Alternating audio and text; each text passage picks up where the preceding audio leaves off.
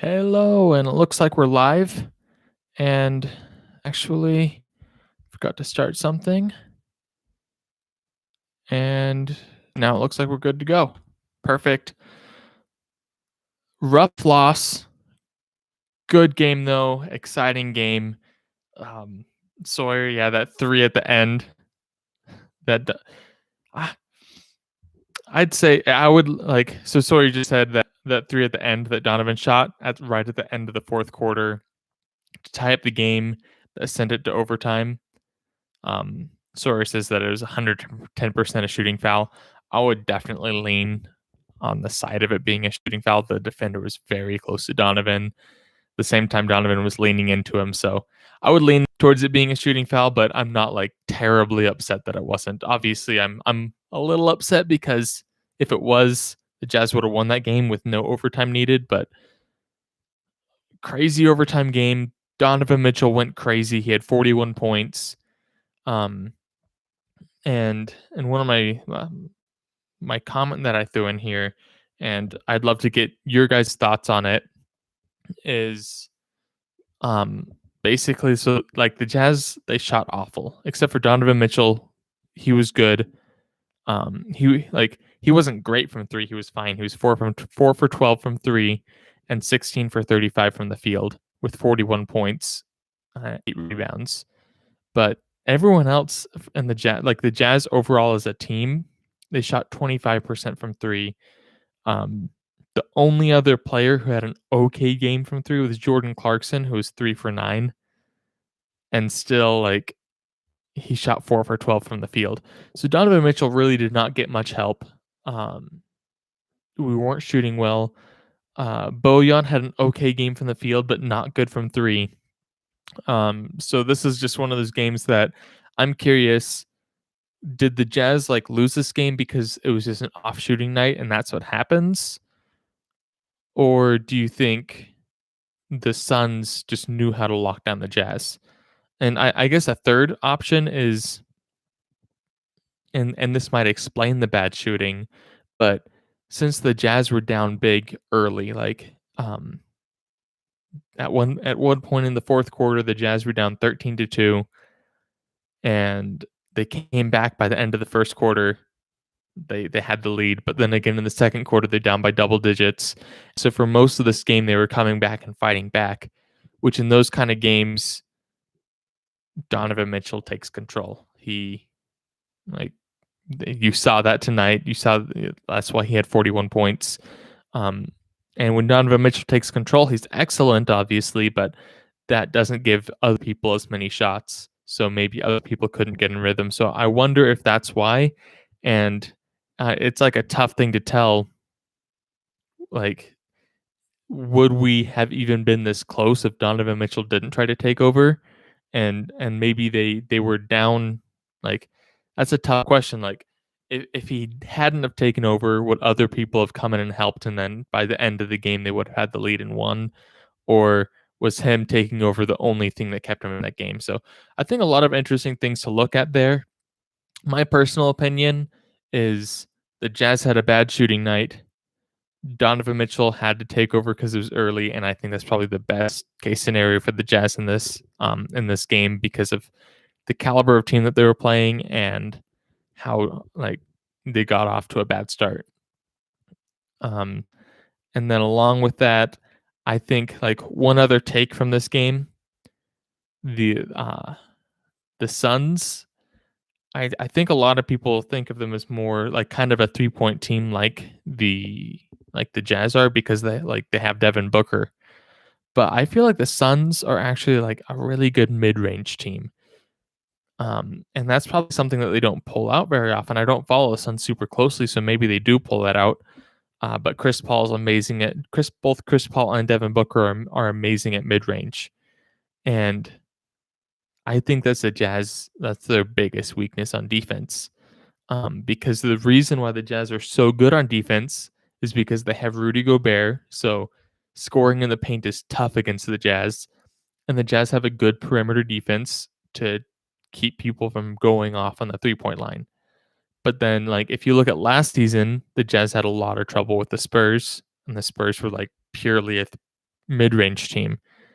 And then this game, obviously the Suns didn't like only do mid-range, but they got a decent amount of their points from mid-range.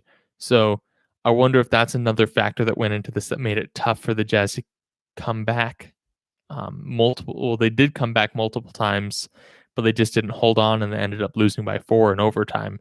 I wonder if those mid-range plays were like just enough to keep the Jazz out of reach of this game. So interesting to look at. I'm not going to dig more into the stats.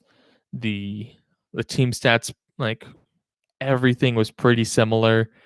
It's just the Jazz shot a lot of three pointers, but didn't make a lot of three pointers, and the Jazz shot a few less or made a few less free throws, and they weren't great from the line. I think they were 10 for 15 from the free throw line, if I remember correctly tonight. So I'm hoping it was just a bad shooting night, not that the Suns had their number.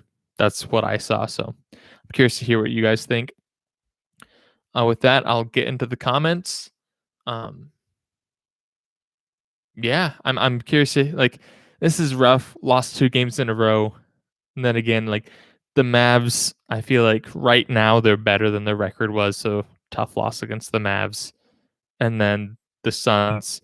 I think this was the Jazz never got to play their basketball, and I think like even though I don't think the Suns were the ones who locked the Jazz down, give it up to the Suns for for getting good leads against the Jazz, which never let the Jazz really play their basketball because the Jazz play best from ahead, and so it's good that they're so good at offense and like oftentimes they get that chance to play ahead.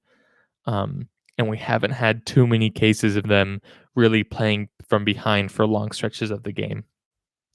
So excited to hear what you guys have to think about this. I'll get into the comments. I started off and I talked about Sawyer's comments, and that kind of um, got me going on this whole thing. Normally, I start with the team stats and go into the box score. Honestly, I didn't see anything interesting in those before I started the stream, so I wanted to talk more about why I thought the Jazz lost. Um, Also, if you see, I'm guessing you see it on the pinned comment, but today's my birthday. So if you're a fan of the channel, if you like the Jazz, I'm not like just go post this video on social media somewhere. That would mean a lot. And thank you guys for being here, and thanks for the support. It's great to have you. That really these live streams are what make this channel the most fun, and when you guys show up and chat. And so I'm hoping if you can go share it, invite some people to join these live streams, it'll make it all the more fun. So that'll be a ton of fun. Um, Sorry, thanks for asking about my birthday. I'll get to that if we get to it. It is late and I have to get to work early tomorrow, so I'll stick on the Jazz stuff. But then if it dies down, then I'll wrap around back to that. So Will Jensen says, I think the main reason we lost is because we gave up so many offensive rebounds.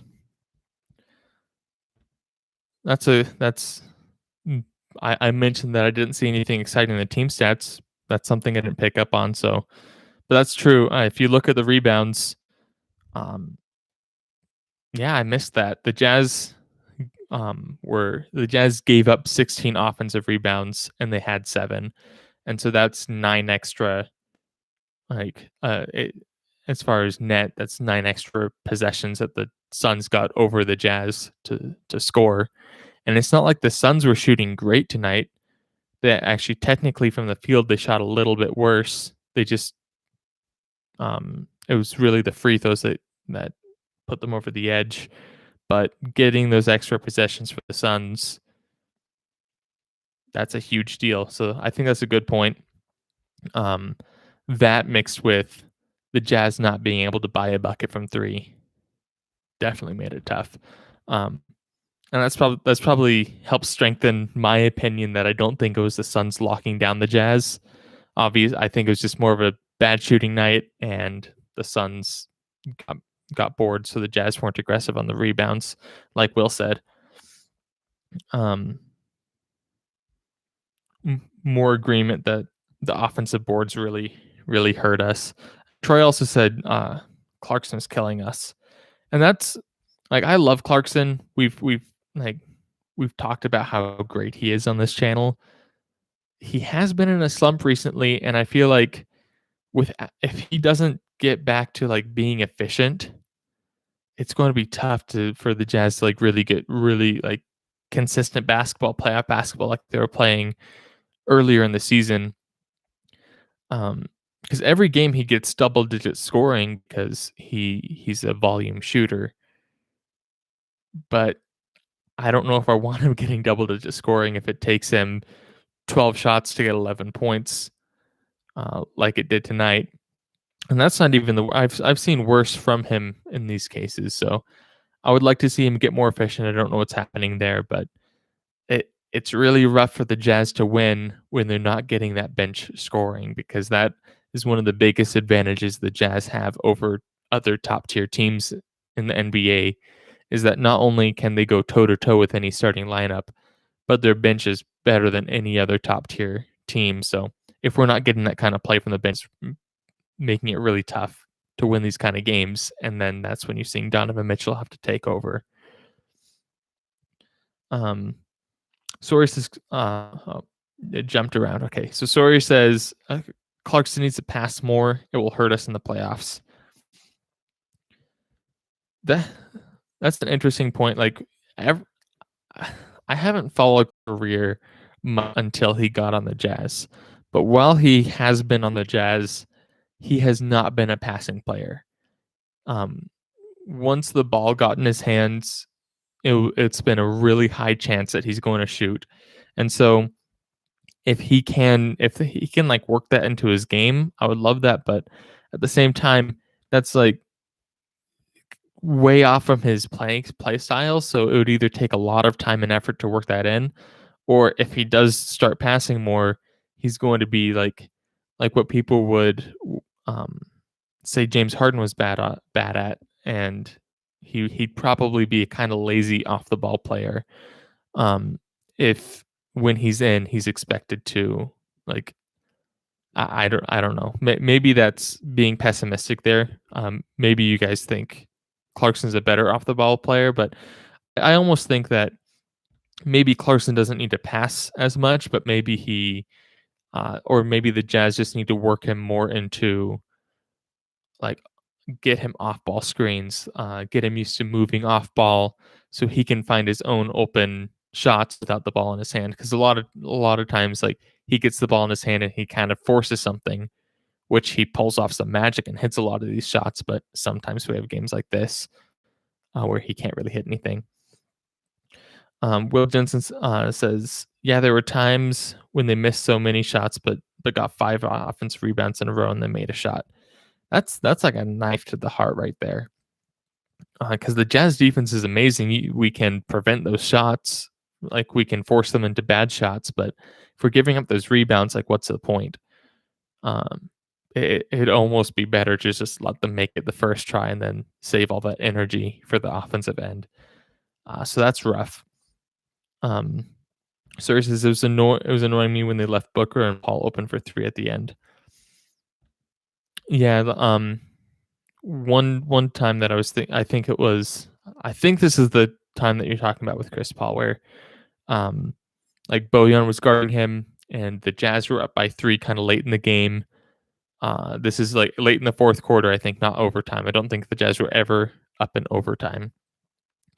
And they got it to Chris Paul at the 3-point line. Bojan was there and he didn't really pressure him, which in a normal case scenario, you don't want to pressure Chris Paul on the 3-point line because he's a good 3-point shooter, but I'd much rather him shoot a 3 than drive on you. So I think that was a smart move in most cases, but in this case, I'd rather Chris Paul go in and get a floater and the Jazz still be up by 1 than giving him an open 3. So yeah, that was rough. I think that's just sometimes it's tough for players, especially players who aren't like naturally great defenders, to really be aware of the moment and know how to transition the defensive style there. So I'm not blaming Bojan too hard for that, but it does kind of show that he's not like the highest defensive IQ player. And another point with Bojan, one thing, and I don't think this is the main reason why the Jazz lost. I think there's plenty of other reasons. But if you look at the box score for the Suns, um, like they didn't really get much help outside of Chris Paul and Devin Booker. But Chris Paul had 29 points, Devin Booker had 35. If you look at the Jazz, Mitchell had a little bit of help from Bojan on not crazy efficient numbers with 20 points, but Donovan Mitchell really had to carry the load with 41 points. Only have one closer. But Bojan last year, he was definitely a closer. He was definitely the kind of player where he could come in and drop 30. So I don't know what's going on with Bojan, but if we can get him back to like last year form when he was looking really good, and then if we can get Clarkson back to what he was doing before the All-Star break, this is a championship team because we have two closers in the starting lineup, a scary sixth man, and one of the best defenses in the league. So I think that might be like if the Jazz don't get as far as we'd like to see them get this year, which obviously like I feel like anything less than Western Conference Finals appearance is a disappointment, and I think we're all kind of hoping on or holding on for that not only finals appearance but championship. But in order for that to happen, the Jazz really need that second closer, and that needs to be Bojan. Conley's great, but I don't think Conley's the. I think Conley plays his role. I don't think that's his role on the team. But yeah, I would love to see that happen. I don't know what needs to happen for that. I feel like that's kind of a wish because we haven't really seen that from Bojan this year. So maybe that won't happen this year. Maybe that's something we'll have to wait until next year, which will be rough. So Will says sometimes Clarkson just chases his 3-point streak and chucks them up from up until he makes one.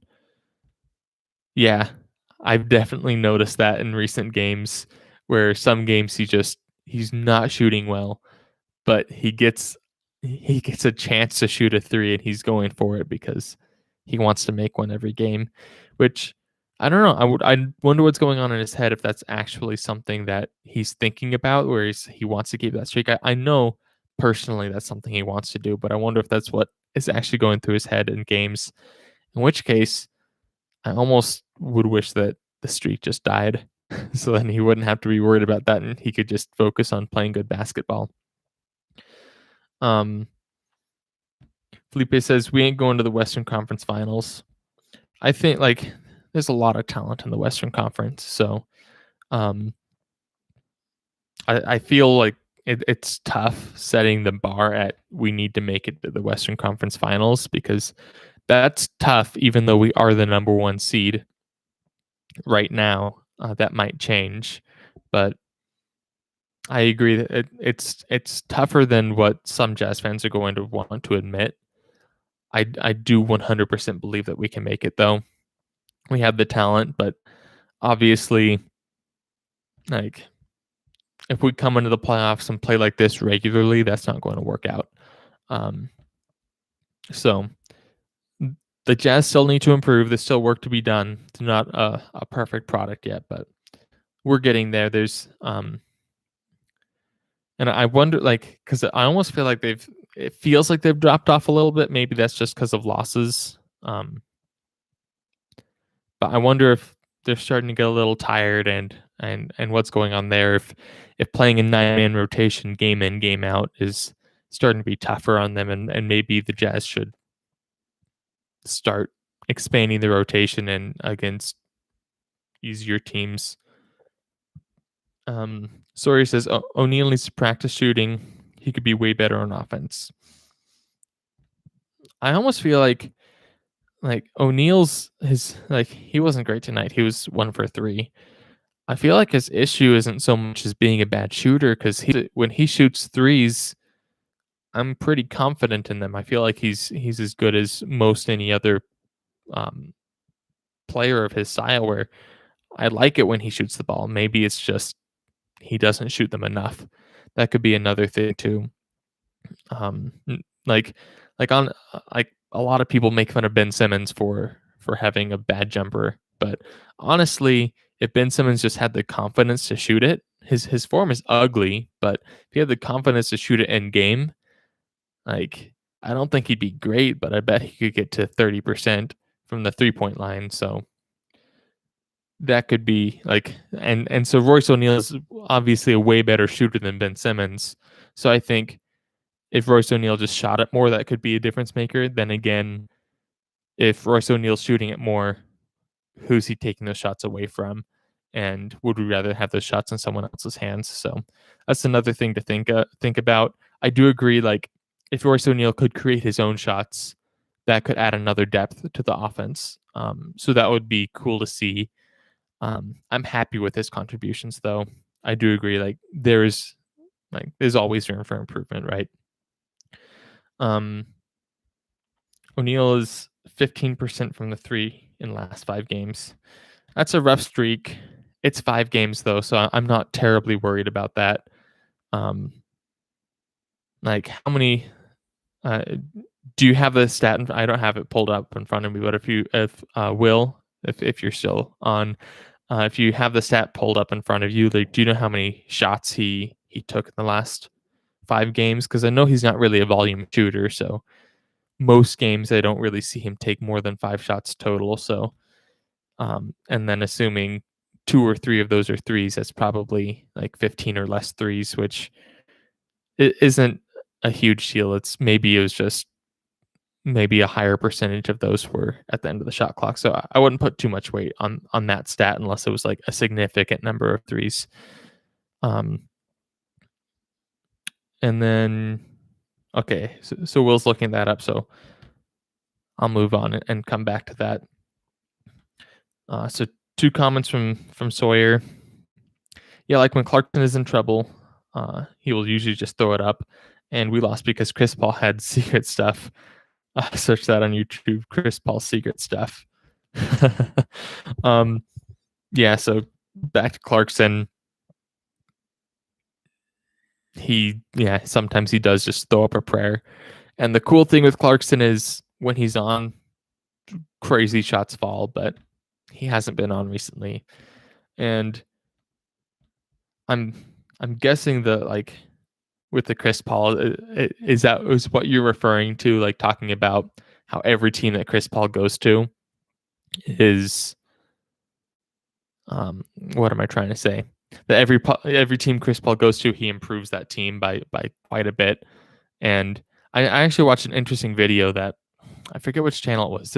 I think it was a smaller YouTube channel. So I'll have to find that and share it if I can, because I thought the content was really good, and it's always nice to share smaller channels.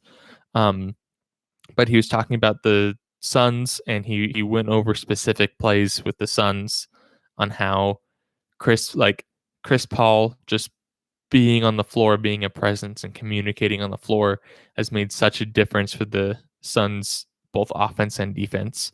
And so I think that is why the Suns are playing like this, is because of Chris Paul. And it's really interesting because Chris Paul doesn't fit in with their timeline, and that's something that a lot of NBA teams are concerned about. Like, this player doesn't fit in with our timeline. Like, but I don't know. Maybe if you give veterans a chance to work with younger players more, then you might see some teams like the Suns. But the question is, will it bring a championship? And I don't expect the Suns to pull one off. But then again, Chris Paul almost pulled off some magic last year with the Thunder, against James Harden and the Rockets. So the stat, coming back to the Royce O'Neal, 15% from 3 in the last 5 games. Will brought the stats up. He said it's 3 for 20 on shooting. Except after this game, the last 5 games is 10%. So it's now 2 for 20 in the last 5 games. That's pretty bad. That's not enough for me to say that he's a bad shooter. That's more enough for me to say he's not shooting well. He's on a bad streak, which the awful thing is it feels like everyone on the Jazz is on a bad shooting streak right now. Bojan has not really been able to find his rhythm. He had a short streak, I feel like, when the Jazz were really playing well, where he was fine. He wasn't like his old self. And now Clarkson's not doing great. And then if Royce ONeil's not shooting great, then I don't know who do we have left like that. Especially since so much of the Jazz's offense is based around that 3-point shot. Um, it's going to be really hard to win games if Royce ONeil can't hit shots and Jordan Clarkson can't hit shots and Bojan can't hit shots. And Conley was bad tonight. He was 1 for 7. And Niang, who's normally like pretty good off the bench from 3-point line, 1 for 4 tonight. I don't think he's in a slump though. It's just kind of a rough game. And Ingles just didn't really shoot tonight, which I don't blame him. Especially when like there were lots of times where Donovan had an open 3 that he could kick out to, but he was in the mindset of attack, so he wasn't looking to pass. So I wonder if Donovan Mitchell kind of was looking to facilitate more, if it was a different game, or if it's just the people who were open on the 3 were people like Bojan who shot 4 for 8. So maybe if he passed out, it would have just turned into a brick. So I don't know. But tough loss. Good game though, like just from a basketball fan perspective, like tough loss for the Jazz, but from a basketball fan perspective, that was an exciting basketball game. It wasn't like the flashiest because obviously the shooting wasn't great and there were like way too many offensive rebounds on the Suns' end, but Mitchell made some plays, Booker and Paul made some plays, so at least we got that right. Tough 2 losses in a row. That hasn't happened much for the Jazz, so as Jazz fans, we've kind of been lucky there. I don't expect the Jazz to lose the next game, even though it's going to be a tough one against the Blazers. Anytime you play Damian Lillard, that's a tough game. So I'm excited for it. That's tomorrow. Make sure you tune in for it for that stream. But I'm fully expecting the Jazz to win. This Jazz team is good. They're not going to just like fall off the face of the earth and just start doing bad out of nowhere. So I fully expect them to get back into it, do whatever it takes to win. And what I'm scared about with that, though, is with the Jazz, this is a back-to-back. This is a rough back-to-back with 2 good teams that they're playing. And they really tried hard for this one. They played in one period of overtime, so extra minutes. Donovan Mitchell, he had 41 minutes. They played their 9-man rotation, so anyone who played didn't like the Niang played the least amount of minutes with 12. So if the Trailblazers come out and really like put it on against the Jazz and make it a rough game, then the Jazz are going to be playing their 9-man rotation again, and you're going to see Donovan Mitchell with 40 minutes again. And like I don't want to like be too terribly worried because Donovan Mitchell hasn't had injury issues, but if you're playing a lot of minutes, especially second half of the season, and if this trend kind of continues, then when it comes playoff time, will the Jazz be at a disadvantage because they've played their players a little bit too much? So, I don't know, something to watch. I'm definitely a proponent that in games that the Jazz are up by like 15 plus points, then start sneaking in deeper rotations. And that's not even saying like just add a 10th guy or in real blowouts add your 11th 12th guy, but just adding those extra few minutes to get guys like Gobert and Mitchell off the court for just a couple minutes extra every game, that can add up, and it probably won't impact the win or loss column really a whole lot, especially if you implement it in games that you're already ahead by a lot. So I'd like to see the Jazz do that. I feel like this was a really long wrap up for this episode, but everyone, thank you so much for tuning in. It was a late one in the middle of the week, which is not always the easiest to make happen. So thanks for sticking with it for these 30 minutes. And I will be taking care of the stream tomorrow night. I forgot to check what time the game starts, so I'm kind of busy tomorrow, so I might not start it right on time unless it's a later game, in which case I'll be there, and hopefully you guys are ready to watch that stream after a hopeful Jazz victory. So thanks again for tuning in. And if you are a fan of the channel, share the channel on social media, share this video on social media. That would mean a lot to me. That'd be a great birthday present for me. And if you're not subscribed and you are a Jazz fan, you need to subscribe. So this is the place where we talk about Jazz basketball. So this is the best channel on YouTube for Jazz fans. So thanks again for joining me, and have a good night, guys.